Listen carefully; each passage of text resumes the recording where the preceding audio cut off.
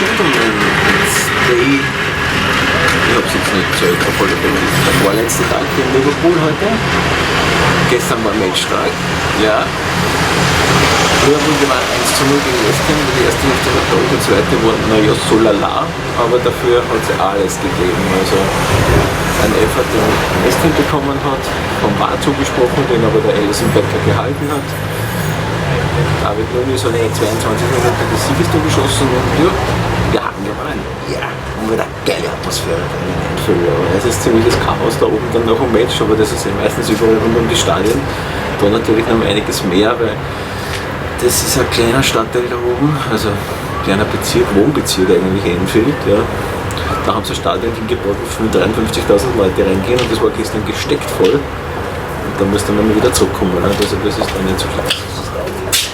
Gut, und heute machen wir die Magical Mystery Tour, noch einmal so eine Beatles-Geschichte. Und ich warte hier auf meinen Bus, den ich schon vorgestern gebucht habe.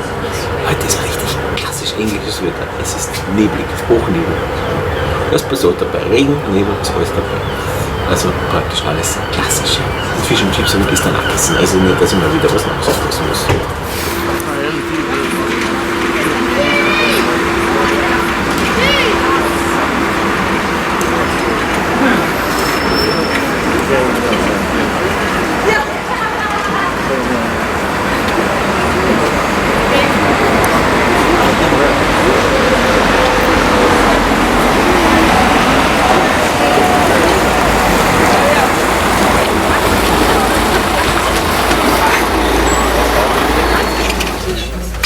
Okay, good morning everybody, and welcome to Liverpool, and welcome to the Cavern Club's Magical Mystery Tour. Now today, your driver, his name is Ross, my name is Jay, and I'm going to quickly run through some of the things we're going to be looking at today.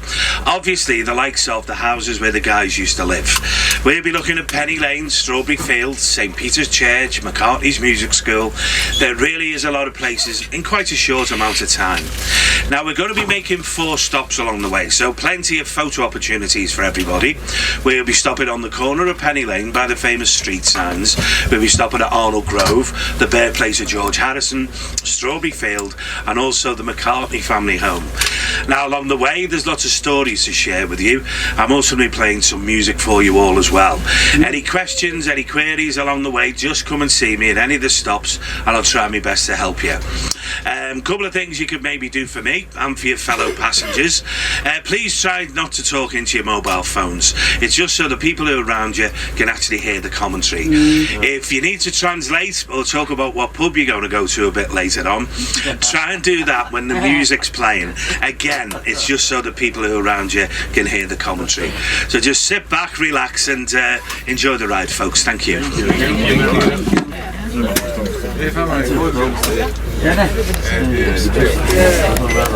I'm Ringo and I play the drums. I'm Paul and I play the bass. I'm George and I play a guitar.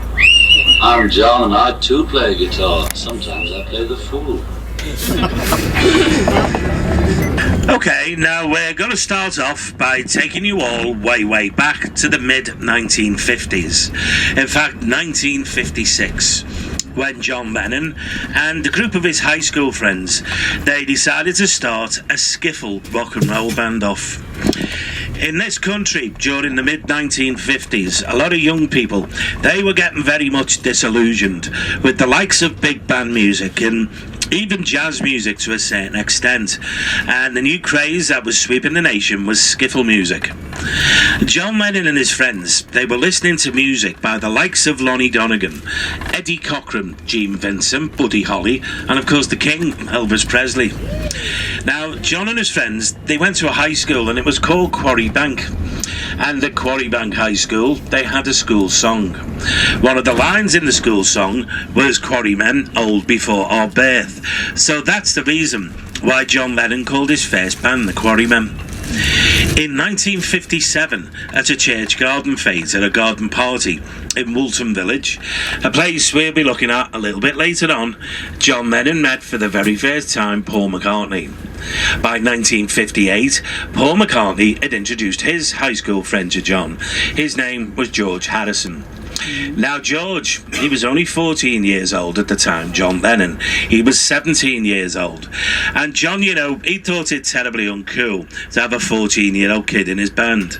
However, as soon as John heard George play guitar, he relented. George was in the band. 1959, John Lennon persuaded his art college friend Stuart Sutcliffe to join the band on bass. And during the very early days, there were a number of name changes to the band. They called themselves the Blackjacks, the Quarrymen, Johnny and the Moondogs, the Silver Beatles.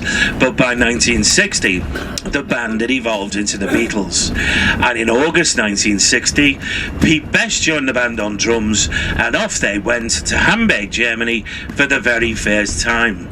Little did they realise they'd come back to Liverpool some 17 weeks later, a completely different band.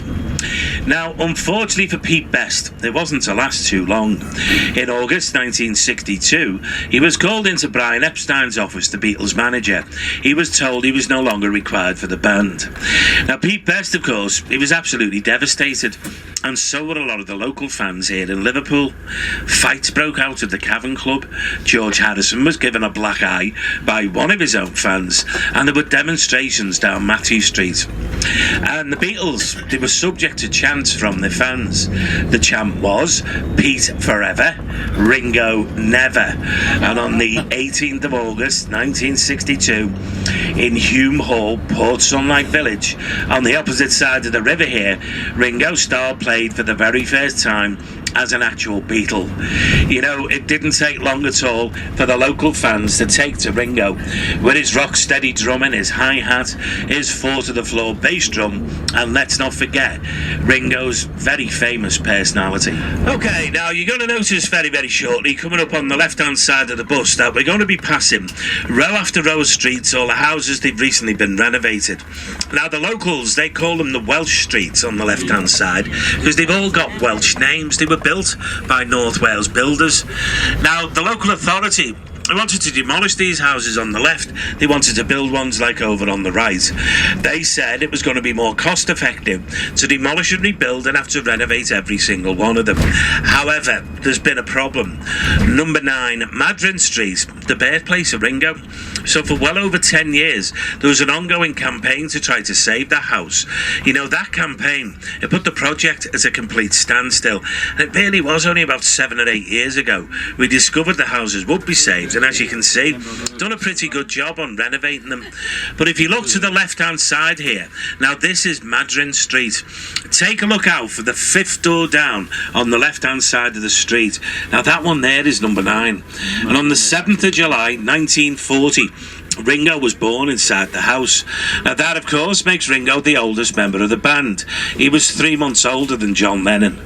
Now, when Ringo was 3 years old, his father left his mother, and that left his mother wartime, 1940s, single parent. She worked in a bar.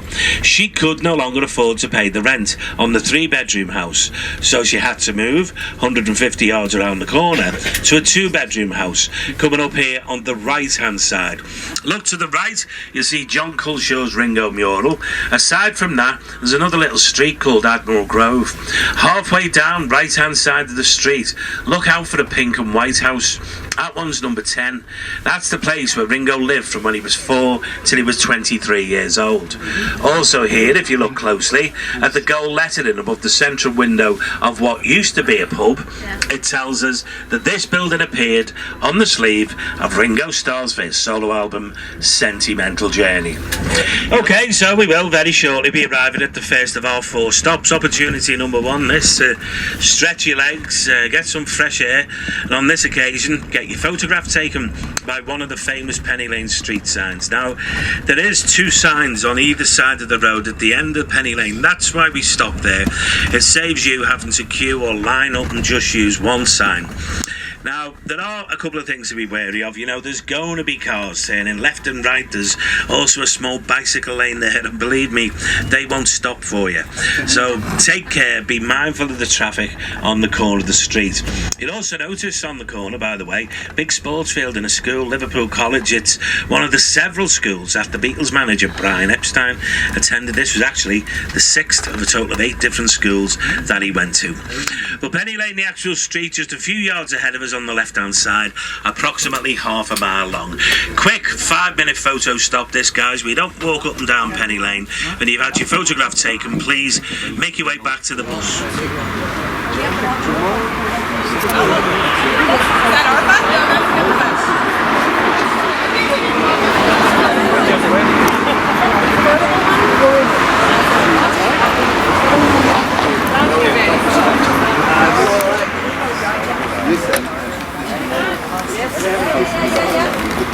Okay, so we now have arrived at the top end of Penny Lane, and I suppose some of you are wondering what's the significance and why would Paul McCartney write a song about a street?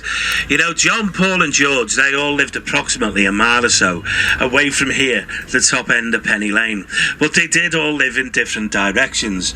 So the top of the lane, it was the hub. It was the central meeting place, the place where they would have gone shopping for food with the mothers when they were very young children. It's the place where they would have hung out when they were teenagers. Now, think of the lyrics, the words in the song.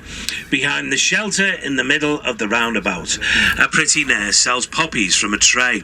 Now, the building they're referring to is just ahead of us, slightly to the right, the grey coloured building with glasswork on the top of it. Now, originally it was a tram terminus. Later on, it became a bus terminus. And the destination of trams and buses that would terminate there was Penny Lane. So that's why the locals call the whole neighbourhood Penny Lane. But it really is this little area where we are now that the Beatles are referring to in the song, not so much the actual street. Also on the right you got St Barnabas Church, the place where Paul was a choir boy. 1982, his brother Mike got married for the second time. Paul was the best man at the wedding here at St Barnabas Church. You know, so many people turned up to try and catch a glimpse of Paul. Took the bride well over an hour to get inside the church. You'll also notice just ahead of us on the right, John Lennon's Imagine statue. You know, that statue gets moved around all various different cities throughout the world and stays for 6 or 8 weeks at a time. It'll be leaving Liverpool very, very shortly, but at the last few weeks it's been here at the top end of Penny Lane. So the banker never wears a mac in the pouring rain, very strange. The famous Penny Lane banker. As we go through the set of traffic lights, the next corner on the left, you'll see the Penny Lane surgery just coming up on the left.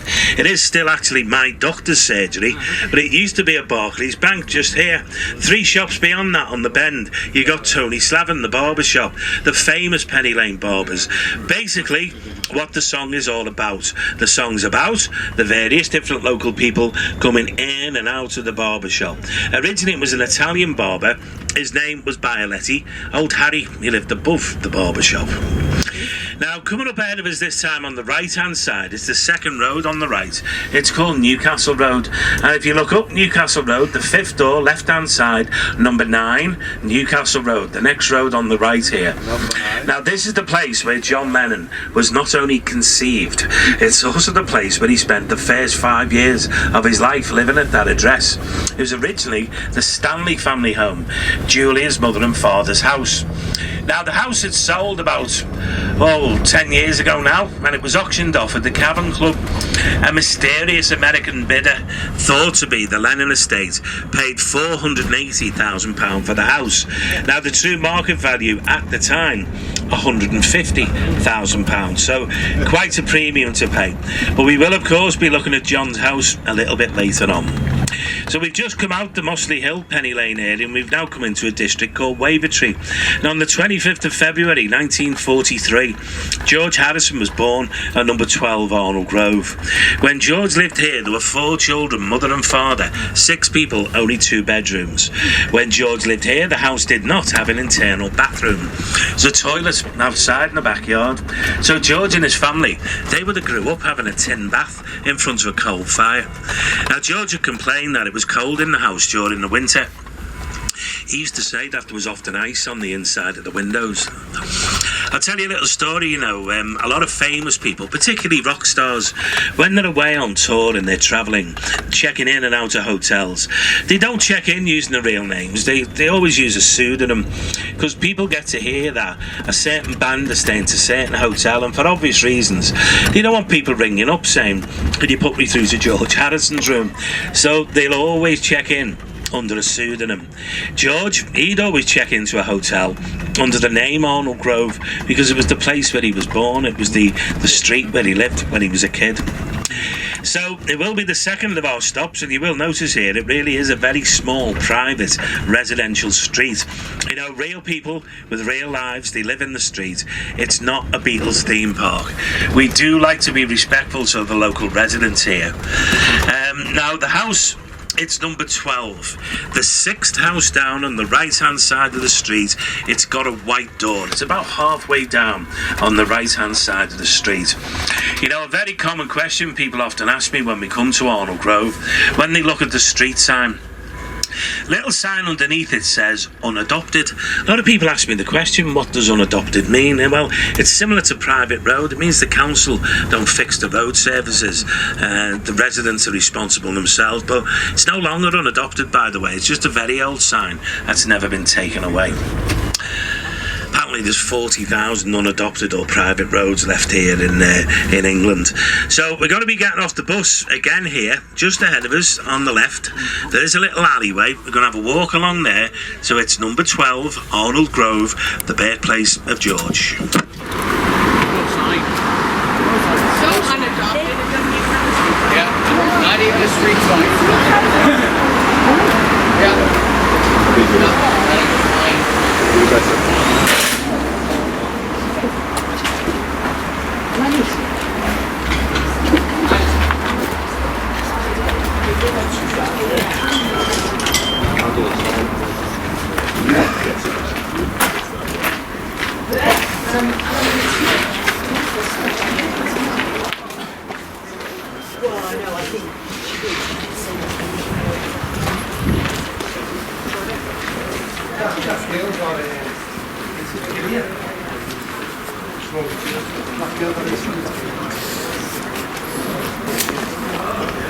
He said, tell me that they'll be in due course once it's allowed.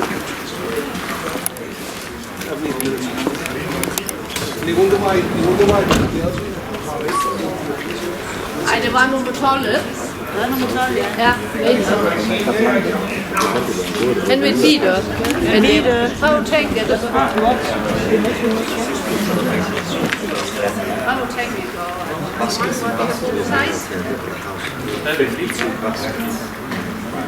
His father had all the royal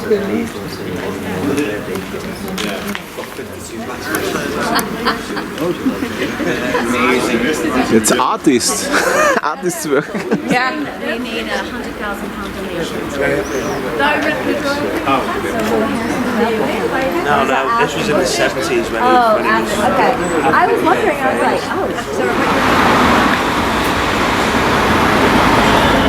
Okay, now, if you haven't already started to notice, I'm sure you soon will, that the neighbourhoods are getting a little bit nicer.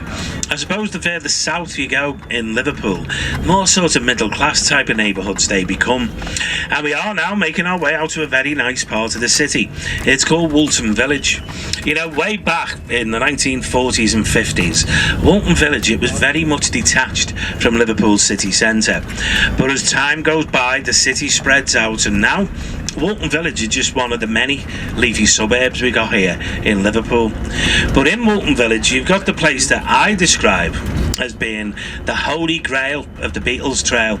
You got St. Peter's Church and St. Peter's Church Hall. Now, John Lennon, growing up as a young boy, he was a choir boy at St. Peter's Church, and on the 6th of July 1957, John Lennon and the Quarrymen, they were due to play 3 times at a church garden fete or a garden party.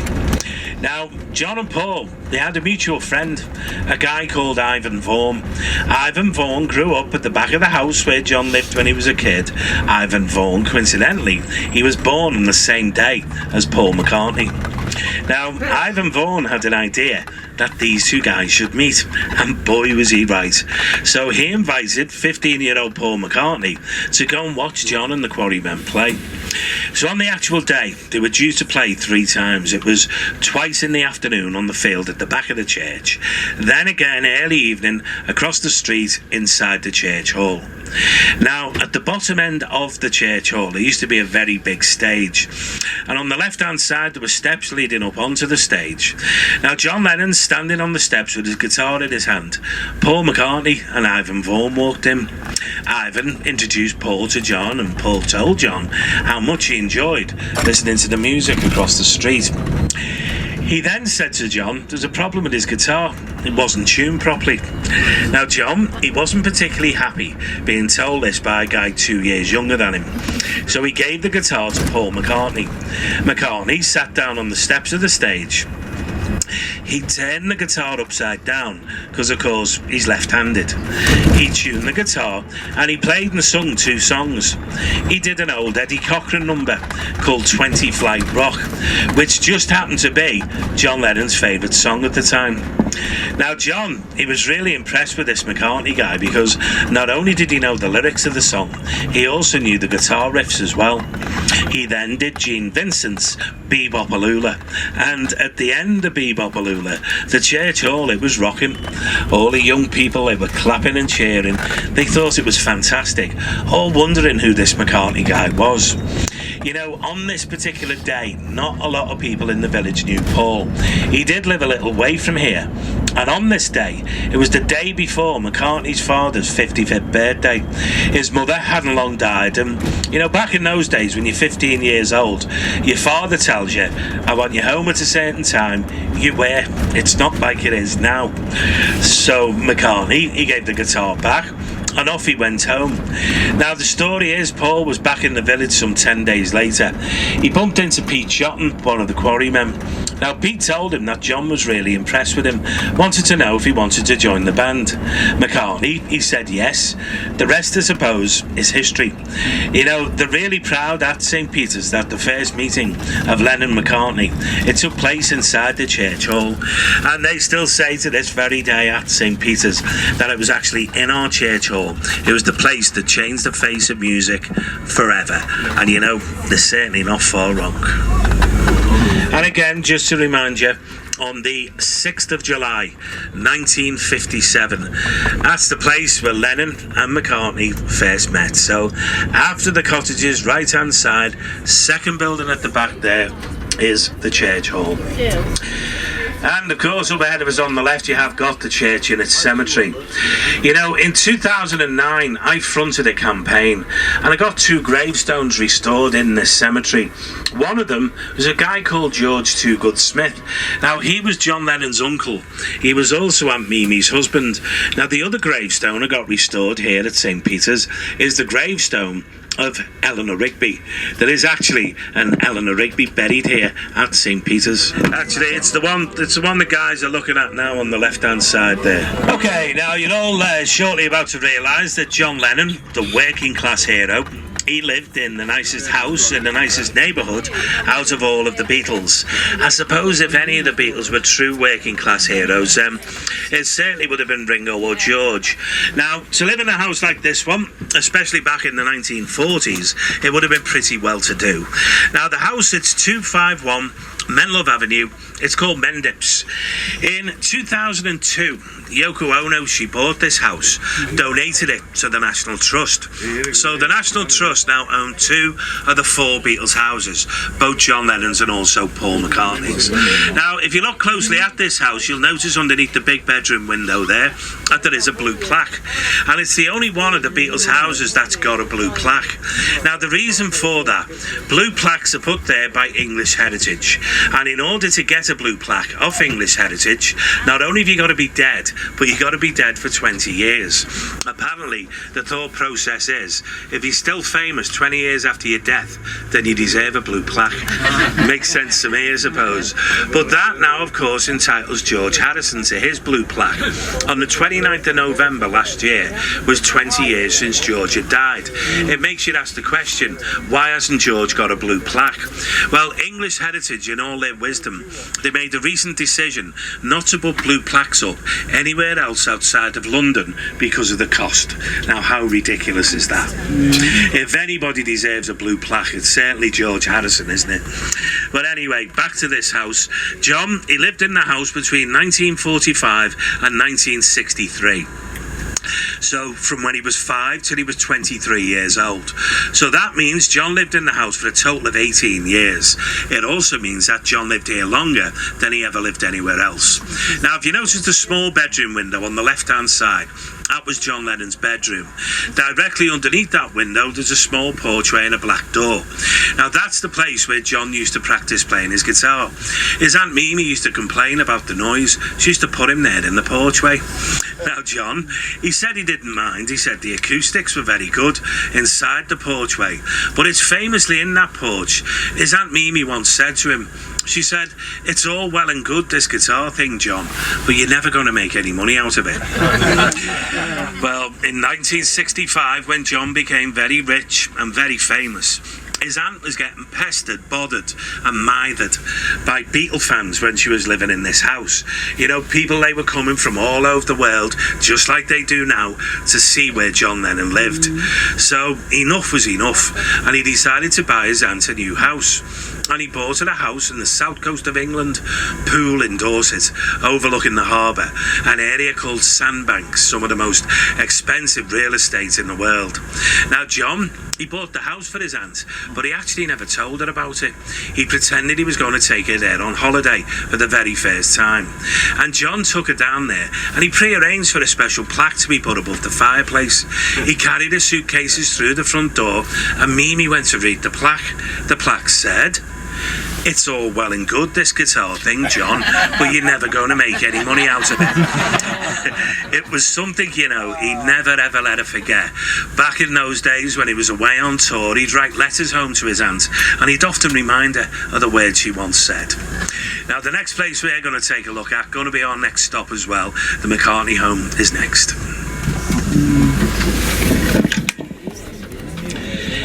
You know, sadly, this is also the street where John Lennon's mother Julia was killed on the 15th of July 1958.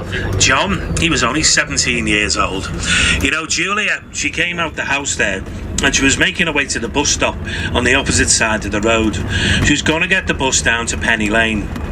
As she was crossing the road, she got hit by a car. She was killed instantly. Now, the guy who was driving the car, he was an off-duty policeman. His name was Police Constable Eric Clegg. Now, PC Clegg was an unaccompanied learner driver. He didn't have a full licence, therefore he wasn't insured. Now, John was led to believe that he was also drunk. You know, there's absolutely no way should that guy been driving a car. It was a court case. He got acquitted. Now, people say the reason why he was acquitted is because he was a policeman. You know, I know for a fact, this city knows for a fact, that he's definitely not the first, and he's certainly not the last policeman to get away with something he shouldn't have. However, you know, a couple of years later, there's a little bit of, shall we say, divine retribution. PC Clegg, he was forced out the police force. He ended up becoming a postman. Now, the neighbourhood where he had to deliver his mail to, it was the district where the McCartney family lived. So, for years later, he had to carry sackloads and sackloads of fan mail to the McCartney family home. You know, that incident, it really did rub a stamp. John Lennon's dislike of authority and also the establishment. It really did. Okay, so the next place we're going to take a look at is going to be our next stop as well, this. It's number 20 Forthlin Road. It's the McCartney family home. Now, the McCartneys, they lived in 8 different addresses around the city here in Liverpool. This was the 7th address that they moved to. Paul, he lived here for 8 years. Now, when they did move here, Paul's mother Mary was absolutely delighted, because it really was the nicest house in the nicest neighbourhood that the family had lived at. Unfortunately, within 12 months of moving in here, Paul's mother Mary, she died of breast cancer when he was only 14 years old. So, of course, John and Paul, they had something else in common.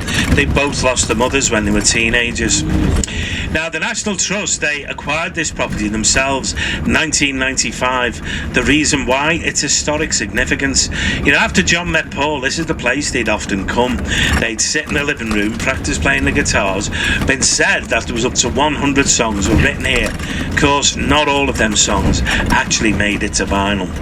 You know, you can take a tour with the National Trust. It takes you just two places, John's house and Paul's house. Nobody lives inside either of the two houses. The things in them, they're not original, but they put it back to of the period. The road's just behind us, your last opportunity, this one, to follow me. We'll have a walk down, go and have a closer look.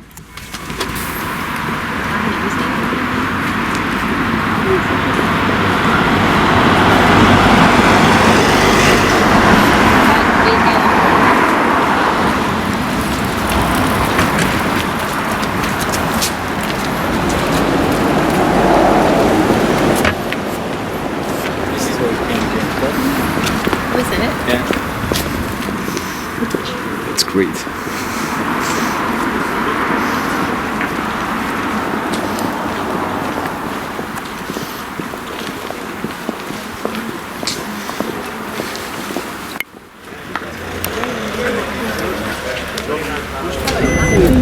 Okay, so we're now going to be making our way back into Liverpool city centre, and the route we're going to be taking is the same route that Paul would have took at very least 5 times a week. He would have walked out of his front door of Forthlin Road, walked down the street like we've just done. He would have waited at the bus stop where we've just got onto the bus, and he would have waited for the number 86 to take him to his high school in Liverpool city centre. We will be passing that high school when we do get back into town.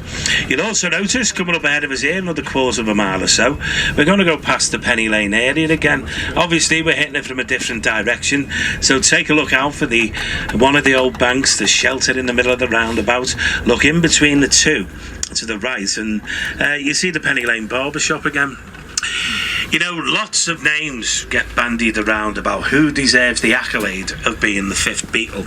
Somebody said to me today, George Best. Well, it wasn't George Best. A lot of people would say Brian Epstein. I can understand the reason why anybody would say Epstein, because of all the good work that he did. But in my opinion, I'd certainly give it to George Martin, the Beatles producer. You know, George, he asked both John and Paul if they'd write a song about their early childhood memories, their childhood days. So John Lennon, he decided to write the song Strawberry Fields because it was located close to where he lived. So Paul McCartney said to him, if you're going to write a song about Strawberry Fields, I'm going to write one about Penny Lane, and he did. And on the 17th of February 1967, it came out as a double A-sided single. There was Penny Lane on one side and Strawberry Fields on the other. Now, 2 truly great Beatles songs. You know, most countries in the world, that record, it shot straight to number 1, but it didn't here in the UK. It actually only got as high as number 2, and it was kept off number 1 spot by, wait for it, Engelbert Humperdinck's Please Release Me, of all things. Now, would anybody like me to play Engelbert Humperdinck's Release Me? Good. Whoever said yes, you've got no chance, okay? Absolutely no chance whatsoever. So we are making our way back into the city centre now, and to be perfectly honest with you, there's not a great deal to point out here on the way back into town. When we do, though, there's still a number of things I'm going to be pointing out to you all, but we will, of course, eventually be making our way to the Matthew Street area. That is where the Cavern Club is, and it is actually at the Cavern where we're going to be finishing our tour this afternoon. You know, the Cavern, it can really only be described as being the most famous nightclub in the world, and it really is the place where it all begun. It originally opened on the 16th of January 1957. A guy called Alan Sintner opened the Cavern Club, and he did actually open it as a jazz club, which I suppose, you know, it was pretty bad timing for Mr. Sintner, because certainly in this city, mid to late 1950s, jazz music, it was on its way out. So the club, it had to evolve just like the Beatles did, and by May 1960 it evolved into a beat club. And it was just after then that the Beatles went on to play on 292 occasions over a 2.5-year period. You know, the Beatles would sometimes play 2 or 3 times in a single day. The lunchtime sessions, they were absolutely legendary. Local office workers in Liverpool city centre, they'd take the sandwiches down the Cavern Club. They'd spend the lunch hour watching the Beatles. Like, wow, could you imagine spending your lunch hour watching the Beatles? It must have been absolutely fantastic for them all. Now, if you look over to the right here, you see a place called Lipper Sixth Form College. Well, Lipper stands for the Liverpool Institute of Performing Arts. It's Paul McCartney's music school, made up primarily, if I can say the right word, of 2 buildings. The Liverpool Institute for Boys, which is the high school that Paul and George went to. Right next door to the Art College that John and Stuart Sutcliffe used to go to. It's been heavily renovated. It's a cost of £20 million, and now it's Paul McCartney's music school. He visits several times a year. Main time when he comes, he's only missed it twice because of COVID. At the end of every July, when the students graduate, McCartney comes along and he hands out the diplomas. So they all get the diplomas off Sir Paul McCartney. It's a fantastic school with a great reputation. You know, students from all over the world, they're queuing up to get a place here at Lipper. You know, Liverpool, it really is famous for its music, and it's actually in the Guinness Book of World Records. There were more people born in Liverpool, went on to have #1 records than any other city in the world. It is actually a total of 57. Now, when you consider we've got a population of just under 500,000 people here, it really is an amazing statistic. You know, my kid brother is responsible for 5 of them 57 #1 records. Does anybody ever remember the band Frankie Goes to Hollywood? Yeah. My brother is Holly Johnson, the lead singer of Frankie Goes to Hollywood. Now there's a bit of a surprise for you, right? Okay, the tour will very, very shortly be coming to an end, and we are now just making our way round to Matthew Street. For those of you who don't know it, really is a very small, narrow street, impossible to drive the bus along Matthew Street. So we have to drive a little bit round the corner. It's a 90-second walk back to the club. Live music, by the way, started 2 hours ago. Keep hold of your boarding cards, whatever you do. Don't leave your boarding cards on your seat because they save you some money. They save you the one-off entrance of £5 into the club. Use it any time you want, but you can only use it the one time. It also, by the way, gives you 15% discount off your bill at the Caverns restaurant, which is directly opposite the club on Matthew Street, and that includes your drinks as well, by the way. It's a pretty good deal, so it's worth checking that one out. Now, the third Cavern venue is the Cavern Pub, which is the first Cavern sign you see as you walk down the street on the left. That's the pub. The club's just a couple of yards further down on the right. So, as I explained earlier, the restaurant is directly opposite the club, which just happens to be right next door to the pub. So, the 3 Cavern venues is together on Matthew Street. But for the benefit of anybody who doesn't know where Matthew Street is, we're going to turn right at this set of traffic lights here, and when we do turn right, almost immediately on the left hand side, what appears to be a very small alleyway, well, that is actually Matthew Street. Very top of the street, we see the world's first Beatles themed hotel. It's called a Hard Day's Night Hotel. So hopefully you did enjoy taking the tour with both Ross and I today. If you did enjoy the tour, by the way, if anybody uses social media and TripAdvisor, Facebook, or even Google reviews, it's always nice to receive a 5-star review, you know. So if anyone could help us out with that, that'd be really handy. But guys, just so everyone knows, as we turn right on the left here, what appears to be an alleyway, well, this is Matthew Street. But you know, Ross, he's now trying to find us a suitable place to park, and I think while he's doing that, perfect opportunity to thank Ross, our driver, for navigating his way along the long and winding road for us. Round of applause for Ross. Thank you very much indeed for that. But from both of us, myself, Jay, and Ross, we really do hope you have a great, safe day and night here in Liverpool. We also hope you enjoy the rest of your stay in this great city of ours. When you're getting off the bus, you will notice there is a small basket. It's there for any tips or gratuities. You know, Ross and I, we'd like to take the opportunity to thank you now if you do offer a tip or a gratuity. But folks, I would just like to say it was a pleasure in meeting you all today. Thank you very much for taking the tour. But enjoy the rest of your stay, guys. Thank you. Nice one. Thanks very much for that. Cheers. Thanks, guys.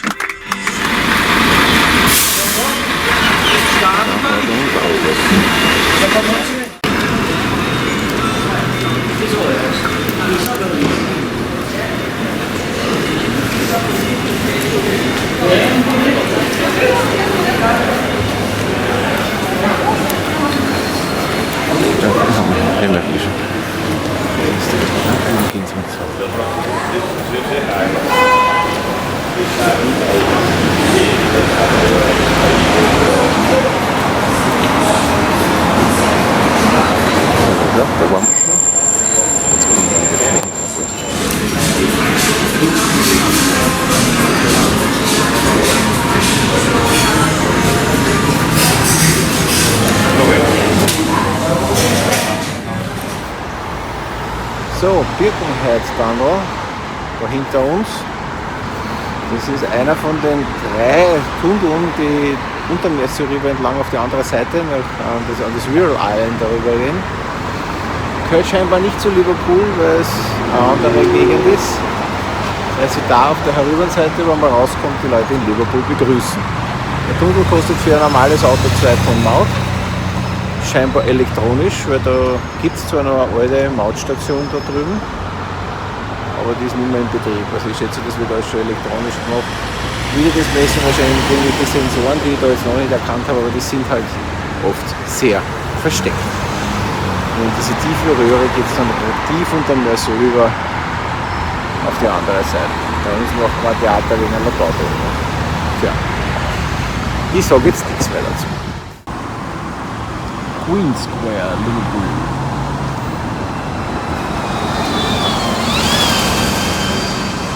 Auch in viele Richtungen geht.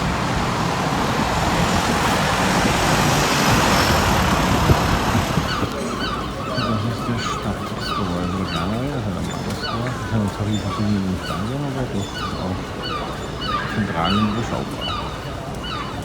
Und überall Standort, dass man eine Konferenz macht. So, hier gibt es gleich einen kleinen Tipp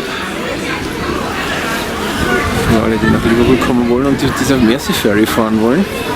Kommt bitte in der Früh. Die ersten fahren so gegen 10 und da spart man sich nämlich diese Schlange. So, mittags und jetzt ist da die Hölle los. Jetzt ist da totales Halligalli. Also, am besten gleich in der Früh kommen um 10, da fahren die ersten. Und kommt man sogar 1 Minute vor Abfahrt noch rein, weil das wird jetzt da etwas schwierig. Aber ja, so kleiner Insider-Tipp, den ich jetzt gleich aufgeschrieben habe. Ladies and Gentlemen, Boys and Girls, Children of all ages, ich zeige mich jetzt nicht, nachdem ich hier in diesem Pizza Express jetzt eine gute Pizza gegessen habe, wenn sie auch etwas spicy war, aber sie war gut. Machen wir jetzt, weil die Sonne noch scheint, und mit einer Runde mit dem Riesenrad. Ich bin ewig mit kein Riesenrad mehr gefahren, ja? So keine Champions League Spiele oder sowas im Bruder. Ja, also jetzt Zeit, wieder mal mit einem Riesenrad zu fahren. Ich bin ja noch nie in meinem Leben mit einem Riesenrad gefahren. Na, ist ja wurscht. Was ist das für eins? Ein The Wheel of Liverpool. Okay. Also wenn wir einen Wheel of Liverpool Drive machen. Sonst ein Hightech-Riesenrad. Alle möglichen Operator anrufen. Bereits erwähnt, ich bin noch nie in meinem Leben mit einem Riesenrad gefahren. Ja, zumindest in Liverpool.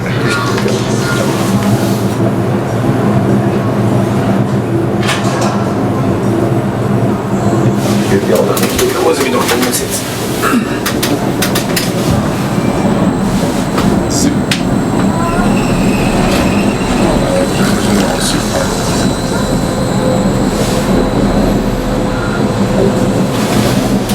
Das tut mir, es ist ja besser. Over the boat to our Direkt am Dach. Oh, das ist aber schon geil aussieht. Oh ja.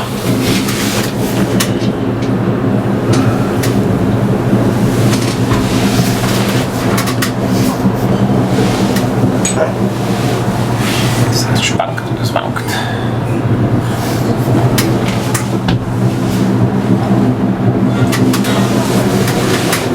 Oh, jetzt sind wir schon weit oben. Oder schnell gegangen. Jetzt bleiben wir gleich stehen. Over the docks. Oh, das schwankt wie ein Schiff.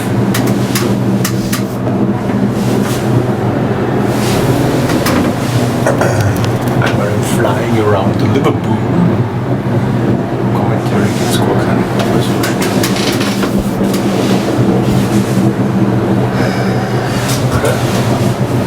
Das ist die andere Seite. Aber irgendwo da hinten ist Chinatown.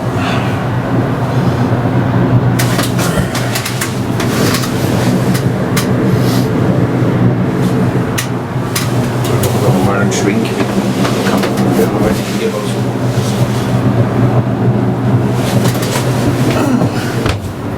So, ich bin jetzt auf der anderen Seite von Liverpool in Brighton, oder Brighton, New Brighton, wie das da heißt, oder Vero, auf alle Fälle. Und das ist jedenfalls ein interessantes Ding. Man fährt hier mit der Fähre einmal rüber, kann ein bisschen herumflanieren und dann fährt man mit der Fähre wieder zurück. Weil man irgendwas erzählt von einem Bus, aber das ist nicht unheimlich, ich habe mich nochmal erkundigt. Also ich kann mit dem gleichen Ticket, das ich da gebucht habe, wieder zurückfahren, allerdings geht die erst in einer Stunde. Also die machen so. It's okay, it's okay. It's my way. It's my view. Und ja, was würde ich sagen, ja, die fahren alle Stunden rüber, wieder rüber, also Stundentakt quasi. Ist jetzt nicht mörderspektakulär, aber es ist quasi so was wie eine Überfuhr quasi, so ein Mersey Ferry, sodass man auf die andere Seite relativ flott rüberkommt. Es gäbe auch die Möglichkeit, da gibt es ja Tunneln unter den Mersey River mit Bus und so weiter herüber zu fahren, aber da herüben ist jetzt, habe ich nicht gesehen, so mörderfaszinierend, also aufregend, das ist da eigentlich nicht. Das ist mehr die grüne Lunge von Liverpool, weil da sind viele Parks, da sind viele Freiräume, man sieht da, dass viele Radlfahrer darüber fahren, die von der Stadt kommen und da Radltouren machen, also jo. Wir schauen uns einmal hier herüben um, bevor ich mit der Stehs an die Mersey River baden gehe, unfreiwillig. Das ist doch eher nicht zu empfehlen, auch wenn es jetzt schon ein bisschen wärmer wieder ist. Solange der Wind nicht geht, geht's eh. Also, wir schauen uns einmal um hier in Seacombe, heißt das genau gesagt. Ein Experiment, wir gehen mal da runter. Das ist zwar jetzt das ist ein bisschen moosbehaftet, das heißt, da kann man rutschen. Aber da hinunter gehe ich dann schon mal an. Leider allerdings nicht, da wird es gatschig. Es riecht nach Meer, ja. Aber es ist nicht gerade Salzwasser. Aber das ist eine andere Qualität Salzwasser, das ist nämlich saudreckig. Das ist halt kein tyrannisches See und Elber. Das ist ein Kanal quasi da, eher so Industriegegend. Schauen, dass ich wieder einen Tritt habe, dass mich dann draufhaut. So.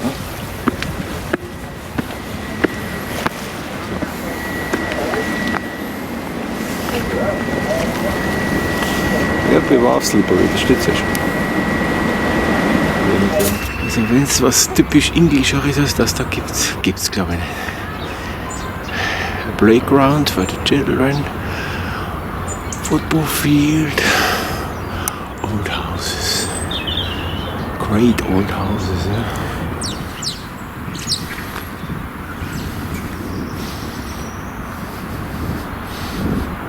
Starting a resurgence of interest in Liverpool's wonderful architecture.